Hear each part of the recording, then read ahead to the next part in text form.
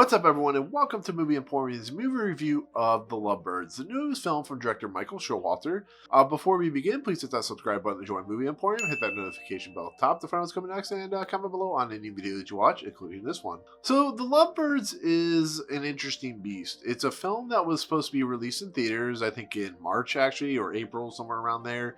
It was a film that was kind of like Stuber in a lot of ways, where it has Kumail Nanjiani as the main actor, and it was going to be a showpiece or a second directorial effort for Michael Showalter. And because of the current pandemic, because of the current COVID-19, like Scoob and like Trolls World Tour and like Greyhound with Tom Hanks, it was basically taken off the schedule of going in theaters and was given the opportunity to be on a platform like a streaming service. And here it is on Netflix. And it's a movie I was actually looking forward to. The Big Sick was a huge film for me in that year that came out, I think 2018 or something like that. It was a film that I thought was immensely amazing. It was a film that Emily V. Gordon and Kumail Nanjiani really took a lot of passion and care into creating, and then they brought along Michael Showalter, who is known for doing Wet Hot American Summer, to direct it. And it was amazing. Ray Romano was amazing in it, and it was a fascinating piece of like almost like realistic look into a scenario of a situation. I really enjoyed it. So getting Kumail Nanjiani back with Michael Showalter, it almost seems like a win. But the problem with this movie is Kumail Nanjiani is not writing it with his wife. It's actually written by somebody who's worked on a lot of TV series, and the movie is not that great. I'll be honest with you. I think Issa Rae and Kumail Nanjiani are perfectly fine as basically a bickering couple. The basic short storyline to this movie is we have two characters who, after 4 years, have basically come to the end of their relationship. They're constantly bickering. They're constantly just like at each other's throats. You know, Kumail Nanjiani is the way he talks, the way he acts, he's very snobbish and very kind of rude. You know, he kind of constantly puts down the Issa Rae character.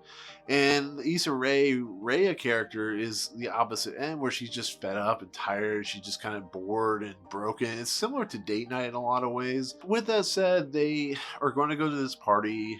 Kumail Nanjiani's Jabron character is not really a people person. He's working on a documentary. And if you've seen the trailer to this movie, they basically hit somebody with their car, and somebody they think is a cop basically runs over this person in the car and the bicycle, and they get what they think is framed for murder. So they have to basically clear their names. They basically get embroiled with this like murder mystery of some sort, and that's the basic storyline. You know, there are set pieces, as these movies have. There are jokes, which some are kind of funny. You know, Issa Rae, like I said, Issa Rae and Kumail Nanjiani really do have great chemistry together, but the movie's not that great. It's really not that funny. The jokes are in the trailer. It's another one of those movies where I'm like, Michael Showalter's a very talented comedian of a director. You know, Wet How American Summer is a very well respected comedian, like entourage of like humor, but it's just not, I don't know, there's just something missing about this movie. I don't know if it's the fact that it's only 85 minutes and there's not really much stuff to work with.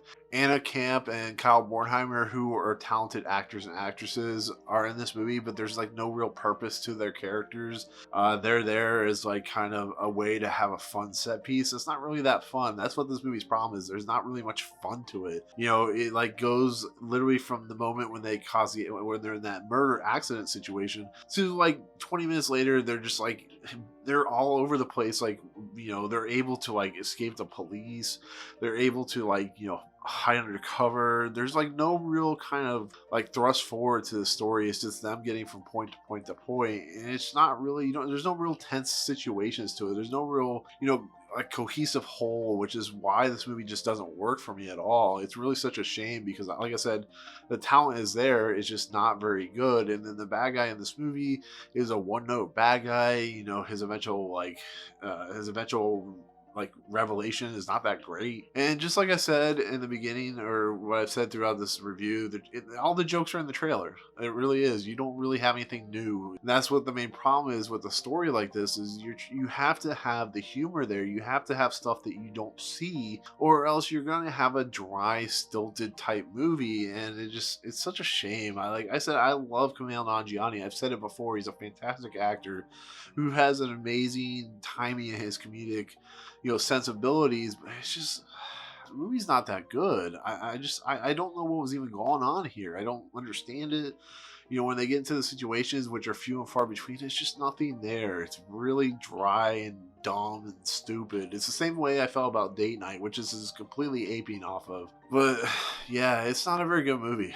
It really isn't. There's nothing really kind of redeeming here outside of Issa Rae and Kumail Nanjiani. But other than that, yeah, I don't know what happened. I don't know where Michael Showalter went wrong.